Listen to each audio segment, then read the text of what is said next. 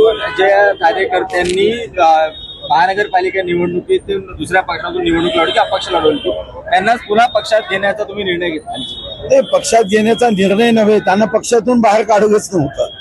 आणि जेव्हा नेत्यांशी चर्चा झाली तेव्हा ज्यांच्यावर आपण अन्याय केला, एबी फॉर्म दिले नाही आणि म्हणून त्यांनी रागाच्या भरात अपक्ष उभे राहिले, तरी ते भारतीय जनता पार्टीचे निष्ठावान इतक्या वर्षापासूनचे कार्यकर्ते आहे.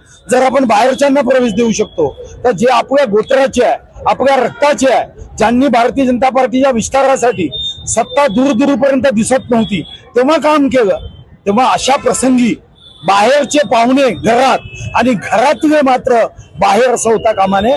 आणि यासाठी सर्वांनाच जेव्हा मी माहिती घेतली, कोणालाही पक्षातून काढलेलं नव्हतं, आज त्यांना माहिती करता पक्षात प्रवेश दिला असं मी घोषित केलं.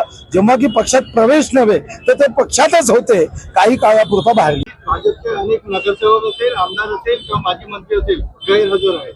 नाही, काही लोक गैरहजर असतात, काही लोकांनी महापौराच्या विरुद्ध सुद्धा काही गोष्टी केल्या, तर त्या योग्य क्षणी योग्य निर्णय पक्षाचे होत असतात. आम्ही संकल्प केला पक्ष एवढा मजबूत करायचा की आता पुढच्या साधारणतः एका वर्षात आम्ही 10,000 सक्रिय कार्यकर्ते करण्याचा संकल्प केला आणि पुढच्या 6 एप्रिल 2027 रोजी आमचा स्थापना दिवस चांदा क्लबवर करण्याचा आम्ही निर्णय केला. काल सुद्धा काही ठिकाणी अनेकांनी पक्षाचा प्रवेश केला आहे. तर मला वाटतं जे गैरहजर असतील त्यांना निरोप दिल्यावर जर ते गैरहजर असतील तर मग ती त्यांची चूक आहे. निवड करण्याची जी इच्छा होती त्याला कुठेतरी तडा गेलेला आहे. नाही, ठीक आहे, आता राजकीय पक्षांनी आपापले निर्णय करायचे असतात. त्या पक्षांनी जर तसा निर्णय केला असेल तर शेवटी जनता सार्वभौम आहे. जनतेच्या न्यायालयात कोण खरा त्यांचा उमेदवार आहे, कोण विजयी व्हावा हे तर जनता ठरवते.